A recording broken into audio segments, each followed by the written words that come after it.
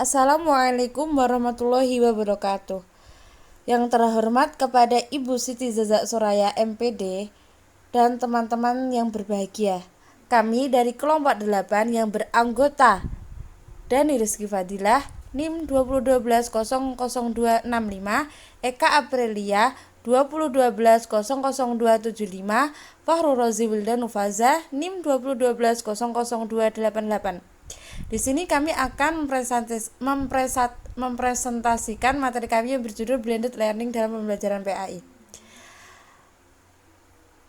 Secara etimologi, istilah blended learning terdiri dari dua kata, yaitu blended dan learning.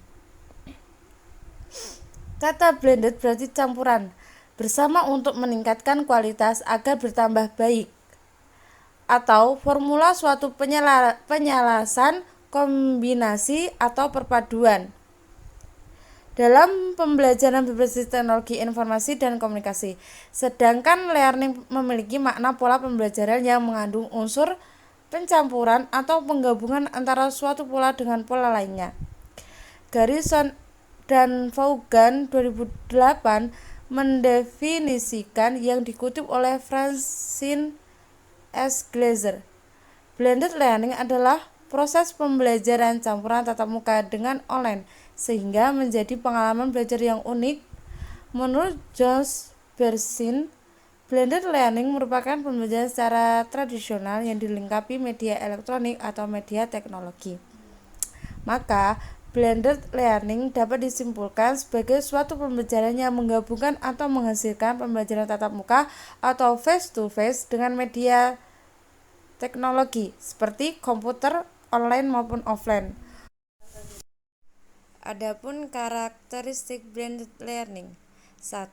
Ada pembelajaran yang menggabungkan berbagai cara penyampaian modal pembelajaran, gaya pembelajaran, serta berbagai media berbasis teknologi yang beragam. Yang kedua, sebagai sebuah kombinasi pembelajaran langsung, face-to-face, belajar mandiri dan belajar mandiri via online. Yang ketiga, ada pembelajaran yang didukung oleh kombinasi efektif dari cara penyampaian, cara mengajar, dan gaya pembelajaran. Yang keempat, ada guru dan orang tua peserta belajar memiliki peran yang sama penting, guru sebagai fasilitator dan orang tua sebagai pendukung.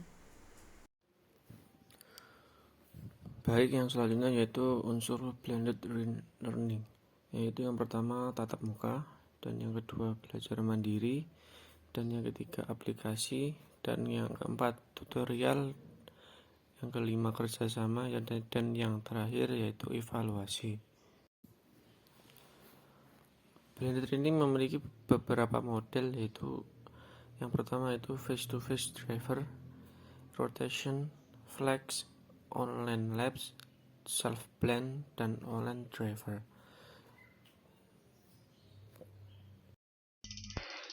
Baik, untuk kelebihan dan kekurangan blended learning. Untuk yang pertama kelebihan yaitu hemat waktu.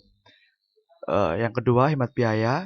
Yang ketiga pembelajaran lebih efektif dan efisien. Yang keempat peserta mudah dalam mengakses materi pembelajaran.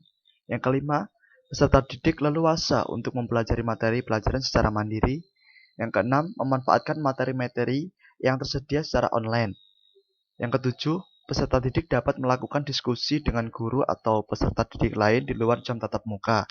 Yang kedelapan, pengajar tidak terlalu banyak menghabiskan tenaga untuk mengajar. Yang kesembilan, menambahkan materi pengayaan melalui fasilitas internet. Yang kesepuluh, memperluas jangkauan pembelajaran atau pelatihan. Dan yang terakhir, hasil yang optimal serta meningkatkan daya tarik pembelajaran. Untuk kekurangannya sendiri yaitu yang pertama, sulit diterapkan apabila sarana dan prasarana tidak mendukung. Yang kedua, tidak meratanya fasilitas yang dimiliki peserta. Yang ketiga, akses internet yang tidak merata di setiap tempat dan lain sebagainya. Untuk yang selanjutnya, penerapan blended learning. Jadi, blended learning itu diterapkan atau dibutuhkan pada saat apa saja sih? Ya, yang pertama yaitu proses belajar mengajar tidak hanya tatap muka, namun menambah waktu pembelajaran dengan memanfaatkan teknologi internet.